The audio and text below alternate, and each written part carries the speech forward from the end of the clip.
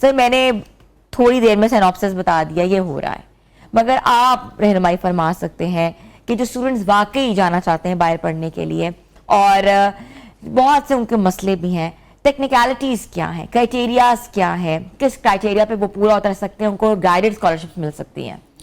जी बहुत शुक्रिया। आपने अभी ये जो इंट्रोडक्शन दिया इस हवाले से, उसमें आपका था कि इस वक्त राइट टाइम है स्कॉलरशिप अप्लाई करने का। ओके। सो 2026 स्टार्ट हो चुका हुआ है। आप भी बाहर से, आपका भी एक्सपीरियंस है, एक्सपोजर है, बहुत अच्छा आपके नॉलेज है इस बारे में। स्कॉलरशिप जो स्टार्ट होती हैं वो एंड ऑफ ईयर अक्टूबर नवंबर से स्टार्ट हो जाती हैं। हमारे स्टूडेंट्स का लैक यहाँ पे आता है कि ऑन टाइम जो स्कॉलरशिप की डेडलाइंस हैं उनको अप्लाई नहीं किया जाता। जब डेडलाइन गुजर जाती है, हमारा स्टूडेंट एडमिशन के पीछे भाग रहा होता है और स्कॉलरशिप इग्नोर कर देता है, जबकि बहुत सारी यूनिवर्सिटीज़ जो हैं पहले स्कॉलरशिप की एप्लीकेशन लेती हैं, साथ वो एडमिशन की एप्लीकेशन चला रही होती हैं।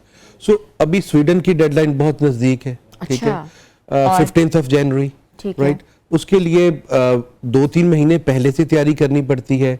आपके तमाम एकेडमिक्स जो हैं वो प्रॉपरली अटेस्टेड हों, मोफा से अटेस्टेड हों, बोर्ड से अटेस्टेड हों, HEC से अटेस्ट हों, देन आप सबमिट करवा सकते हैं एप्लीकेशन। आइल्स आपके पास होना चाहिए। तो ये एप्लीकेशन डेडलाइन है। उसके बाद फिर डॉक्यूमेंटेशन डेडलाइन फरवरी में आती है।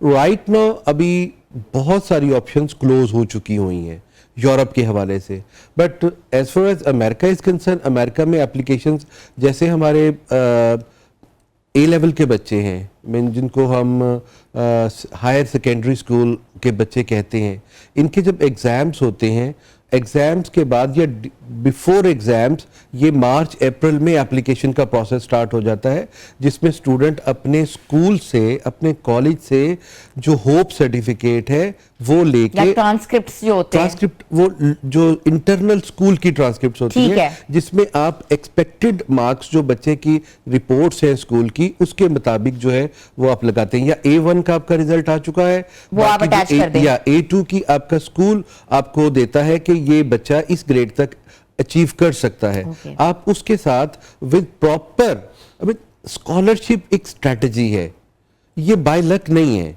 कि आप अप्लाई करेंगे और आपको मिल जाएगा। स्ट्रेटजी इसके O लेवल से टारगेट करना पड़ता है। आपके O लेवल के ग्रेड्स, आपके A1 A2, आपका A लेवल कंप्लीट होना चाहिए। एकेडमिक बहुत अहम रोल अदा करते हैं इसमें, टाइमली, और एक यूनिवर्सिटी से ज़्यादा यूनिवर्सिटी, कम से कम 6 से 8 यूनिवर्सिटी की आपकी एप्लीकेशन प्रोसेस में हो। स्कॉलरशिप टाइमली अगर आप अप्लाई नहीं करेंगे, अर्ली अप्लाई नहीं करेंगे, उतने ही चांसेस आपके कम हो जाते हैं।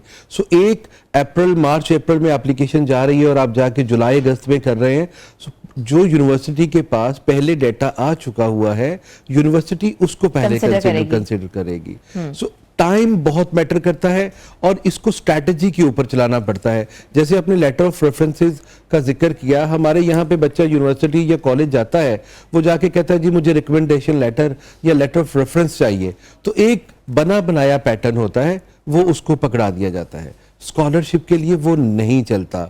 स्कॉलरशिप में स्पेसिफिकली टीचर उस बच्चे के जो जो पॉइंट्स है सब्जेक्ट के हिसाब से वो उसको एक्सप्लेन करता है। वो लेटर्स उसके स्कॉलरशिप में काफ़ी अहम जो है किरदार अदा करते हैं। सो एकेडमिक प्लस उसकी English communication plus other activities को, करिकुलर एक्टिविटीज़ जिसको कहते हैं, उसने कहीं पे चैरिटी में स्पोर्ट्स बेस्ड है, चैरिटी में है, कहीं पे वॉलंटरी वर्क किया हुआ है उसने, उसके लेटर्स लगाना जरूरी है, क्या सर्टिफिकेशन जरूरी है। सो ये पूरी स्ट्रैटेजी के साथ चलना पड़ता है। बाकी जहां तक स्कॉलरशिप का ताल्लुक है, हर यूनिवर्सिटी का अपना क्राइटेरिया है। यूके में $4,000 तक, समहाउ 5,000 पाउंड्स तक भी आपको स्कॉलरशिप मिल जाता है, लेकिन उसमें 3.4 CGPA जैसे आपने जिक्र किया वो होना चाहिए। 2,000, 3,000, 4,000। सो लो बजट भी आपने बात की। हम अगर यूके को टारगेट करते हैं तो यूके में लो बजट 9,000 पाउंड, इससे कम minimum is the minimum 9,000 pound आपको जो है ना, और प्लस आपको 15,000 प्लस पाउंड की आपको लिविंग एक्सपेंस दिखानी होती है। सो ये यूके के लिए। यूरोप में अभी इस वक्त जो स्कॉलरशिप अवेलेबल है, उसमें हमारे पास नेदरलैंड अभी अप्लाई हो सकता है, स्वीडन अगर आपके पास डॉक्यूमेंट्स रेडी हैं आप अप्लाई कर सकते हो, हंगरी में आप अप्लाई कर सकते हो। जो ये आप सितंबर इनटेक की बात कर रहे हैं? सितंबर इनटेक की बात कर रहा हूँ मैं, इसी साल की बात कर रहा हूँ। सो ये 3-4 कंट्री यूरोप के अवेलेबल हैं जहां पे अभी भी ऑप्शन है, हम विद प्रिपरेशन डॉक्यूमेंट्स को सबमिट करवा सकते हैं। लेकिन मिनिमम कितना अमाउंट आपके पास होना चाहिए यूरोप के लिए भी? यूरोप में जैसे आप बात करें जर्मनी आपको स्कॉलरशिप दे देता है, लेकिन जर्मनी में लिविंग कॉस्ट अराउंड आपको 12,000 यूरो आपको पहले जर्मनी के बैंक अकाउंट में जमा करवानी पड़ती है। वो वहां जाके आपको पार्शियल पेमेंट्स में मिलती हैं जिससे आप अपने लिविंग एक्सपेंसेस मीट कर लेते हैं।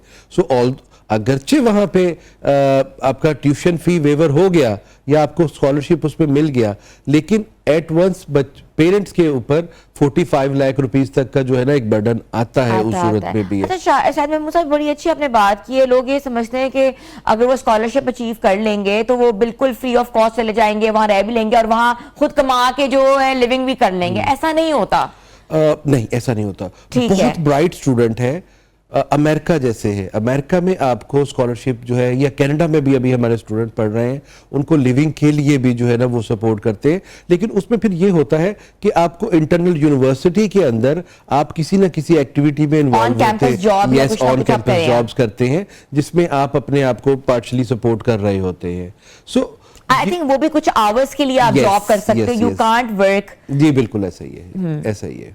ठीक है। अच्छा मुझे ये बताइएगा कि कम बजट यूनिवर्सिटीज जो हैं, जो लोग जाना चाहते हैं, तो एक या तो है भी कि सिर्फ एक मिथ ही है कि कम बजट यूनिवर्सिटीज में हम एडमिशन ले लेंगे और बाकी हम लोग खुद सपोर्ट कर लेंगे, क्योंकि खुद सपोर्ट करते करते स्टूडेंट्स जो है आपने अक्सर देखा है डिग्री छोड़ दी हुई है, they can't support the degree.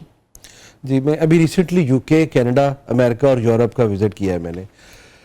जो हमारा यहाँ पे अलमिया ये है कि हम इंग्लिश से भागते हैं, यहाँ पे अपने इकनॉमिक्स को पहले से प्लान नहीं करते। अब 9 यूनिवर्सिटीज़ यूके की है जिन्होंने एडमिशन्स पाकिस्तान से, बांग्लादेश से और कुछ और कंट्री से उन्होंने for the time being stop किया है। कुछ इनटेक किसी ने 26 की समर के लिए किया है, किसी ने विंटर ब्रेक तक जो है ना उसको किया है। सो द रीज़न वाज कि बच्चों ने जो यहाँ से एडमिशन्स लिए हैं उन एडमिशन्स के ऊपर डिग्रीज का कंप्लीशन जो है ना वो नहीं हुआ।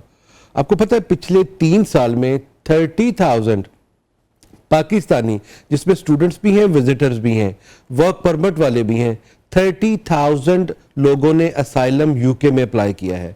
और ये हर साल की रेशो 9,000, 10,000, 11,000 तक ये आ रही है। सो ये जब सारे का सारा स्टेट यूनिवर्सिटी के पास या गवर्नमेंट के पास जाता है तो जो यूनिवर्सिटीज कंप्लायंस पूरी नहीं कर रही होती हैं उनके लाइसेंस रोक दिए जाते हैं या उनको टाइट किया जाता है कि आप अपना एडमिशन क्राइटेरिया चेंज करें।